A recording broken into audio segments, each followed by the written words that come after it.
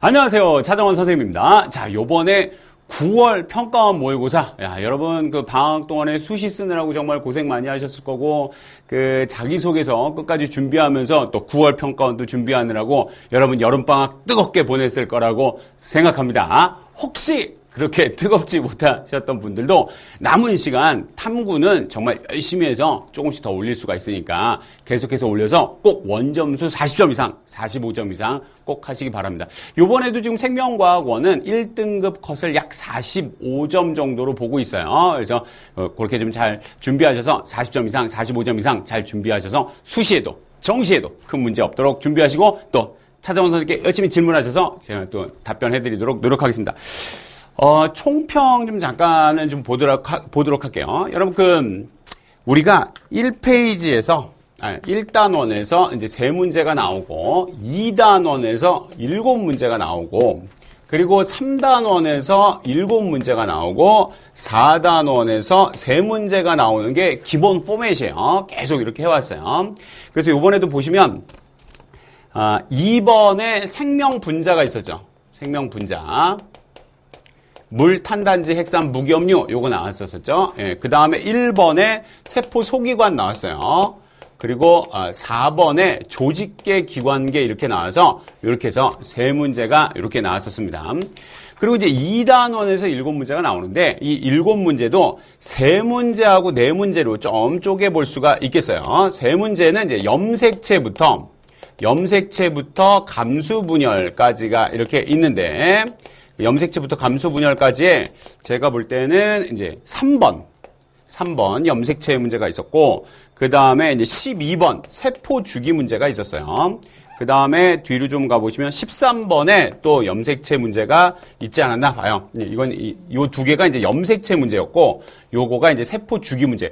감수분열은 돌연변이 쪽으로 조금 가서 거기 15번에 비분리 문제로 나왔었죠. 비분리 문제로 좀 나왔다는 거. 그 다음에 여기 4문제가 멘델의 유전, 사람의 유전, 돌연변이에서 나오는데 멘델 유전에서는 이제 복대립을, 예외적인 복대립을 17번에서 이렇게 나왔고요. 그 다음에 14번이 가계도가 나왔어요.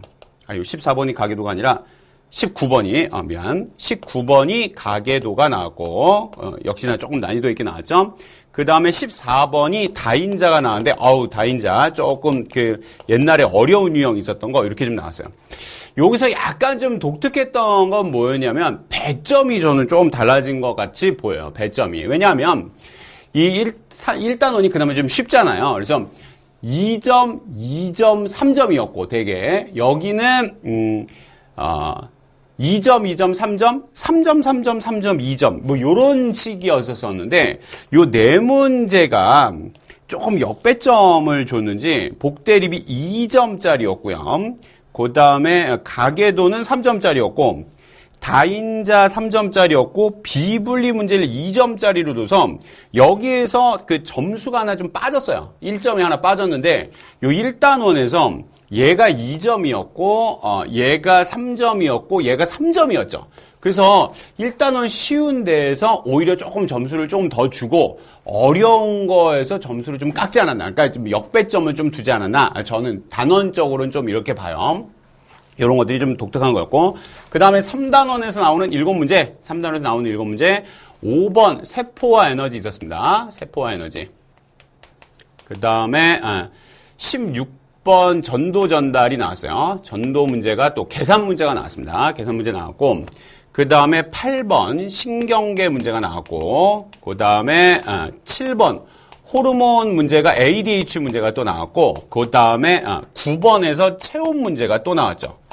그러니까 호르몬 문제가 이제 ADH, 여기 7번에서는 ADH가 나왔고, 9번에서는 체온이 나왔고요. 그 다음에 6번에 병원체가 나왔고요. 그 다음에 10번에 병원체, 그리고 10번에 방어작용이 나왔습니다. 요렇게 해서 이제 7문제가 나왔는데, 요것도 한번 조금 여러분 생각을 해보면, 제가 6월 평가원 총평 때 뭐가 되게 특이하다고 그랬냐면, 6월 달에 병원체가 안 나왔다가 되게 독특하다고 그랬어요. 그리고 제가 뭐가 되게 독특하다고 그랬냐면, 호르몬이 그 전까지는 6월에 나오면 9월에 안 나오고 6월에 안 나오면 9월에 나왔는데 6월에도 호르몬이 두 문제가 나왔다 그랬는데 이번 지금 9월에도 호르몬이 두 문제가 나왔어요. 이거는 원래 나오던 거 이렇게 좀 나왔고 이건 그 혈액량에 대한 ADH와 혈액량에 대한 건 그 비슷한 그래프가 벌써 3번이나 나왔던 건데 이번에 4번째 또 나왔고 체온이 평가원에서 잘 안 나왔었고 그리고 EBS에서 나오던 그래프를 가지고 응용해서 이렇게 나왔다는 거 얘가 되게 좀 독특했어요. 그래서 6월 평가원하고 좀 비교해 봤을 때 작년하고 달리 올해 6월, 9월에 호르몬이 계속 두 문제씩 나오고 있어요, 지금. 그러니까 호르몬 배점이 굉장히 높아졌다. 이런 것들을 알 수 있어요. 벌써 이게 얘가 지금 3점이고 얘가 2점이거든요. 그럼 벌써 5점 배점을 저번 6월 달에도 호르몬에다 5점 배점을 요번 9월에도 호르몬 5점 배점을 준 거 보니까 수능에도 호르몬이 들어갈 가능성이 그리고 5점 배점으로 두 문제 들어갈 가능성이 굉장히 높아졌다라는 걸 볼 수 있어요. 그게 작년하고 굉장히 다른 점입니다. 그리고 또 하나는 병원체가 6월에 안 나왔다고 그랬는데 9월에 나왔어요. 그럼 9월에, 그럼 얘가 나왔으면, 뭐가 6월하고 안 나왔냐면, 그렇지. 여러분, 느꼈나? 기관계 통합작용이 안 나왔어요. 기관계 통합작용. 이게 아예 안 나왔어. 예.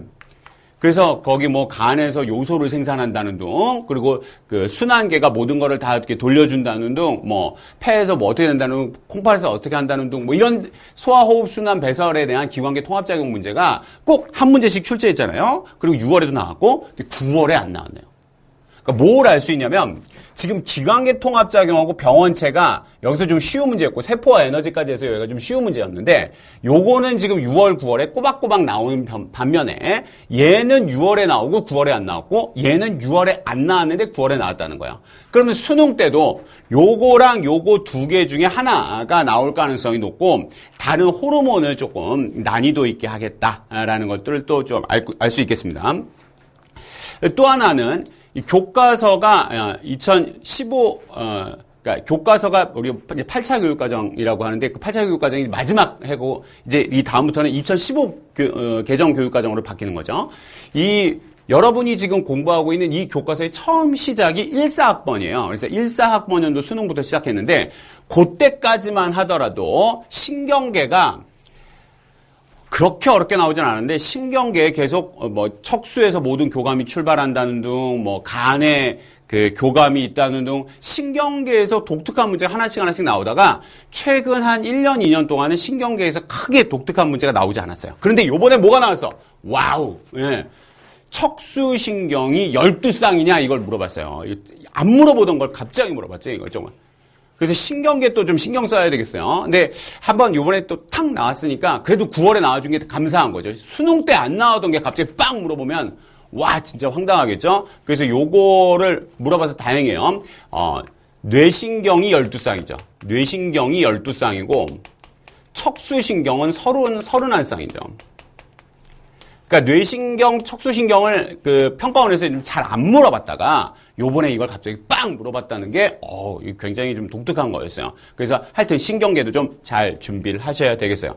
방어작용은 6월에 조금 제가 간략하게 나와서 그때 총평 때도 말씀드렸어요. 9월에 뭐 G 이렇게 해갖고 막 G에다 뭐 집어넣고 이건 꼭 나올 거다. 그런데 역시 G에다가 집어넣으면서 G 화려한 G들이 많이 나왔었죠. 그래프와 함께. 예. 그렇게 나왔었습니다. 4단원은요, 4단원은, 세 문제 나오는데, 요 세 문제가 18번, 광주기성이 이제 작용에 대한 거였죠. 예, 그거 나왔고, 그 다음에, 11번, 예, 개체군과 군집에서 나왔습니다. 개체군과 군집에서, 그, 개체군의 개체군의 생장 곡선의 일부를 가지고, 상대 밀도를 또 물어봤죠. 저번 6월 달에도 말씀드렸어요. 그래서 밀도, 빈도, 그리고 상대 밀도까지는 시험에 좀 잘 나오고 계산하는 거 나올 수 있으니까 좀 잘 준비해라. 그랬는데 뭐 그렇게 나왔고. 그 다음에 20번은 또 개체군과 군집에서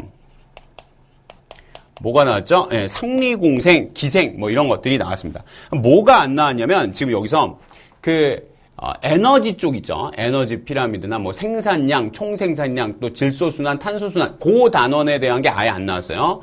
그리고 다양성 쪽이 6월, 9월 수능에 걸쳐서 한 번은 꼭 나오니까 수능 때도 다양성 쪽이 좀 나올 가능성이 높겠고 작년 수능 보면 그래프가 좀 어렵게 나왔어요. 그래서 요번에도 다양성은 좀 약간 난이도 그렇게 어렵진 않죠. 4단원이. 그래도 좀 난이도 있게 나올 수 있고 새로운 그래프 나올 수 있으니까 4단원도 차근차근 이렇게 잘 준비하시면 좋겠고 4단원은 이게 여기 광주기성만 3점이고 얘가 2.2점이어서 평소 배점 그대로예요. 평소 배점 그대로고 여기도 뭐 평소 배점 그대로입니다. 아참 3단원에서 맞아. 네, 또 말씀드린 거. 제가 6월에 뭐라고 그랬냐면 6월에 제가 말씀드린 것 중에 좀 9월 예상한 게 틀렸던 게 뭐냐면 제가 6월에 전도 계산하는 문제가 나오기 때문에 9월에 계산하는 문제가 안 나올 거라고 그랬는데 계산하는 문제가 나왔죠. 계산하는 문제는 다른 형식으로 나왔고 그리고 제가 또 뭐라고 그랬냐면 6월에는 계산하는 문제가 나왔고 근육이 안 나왔기 때문에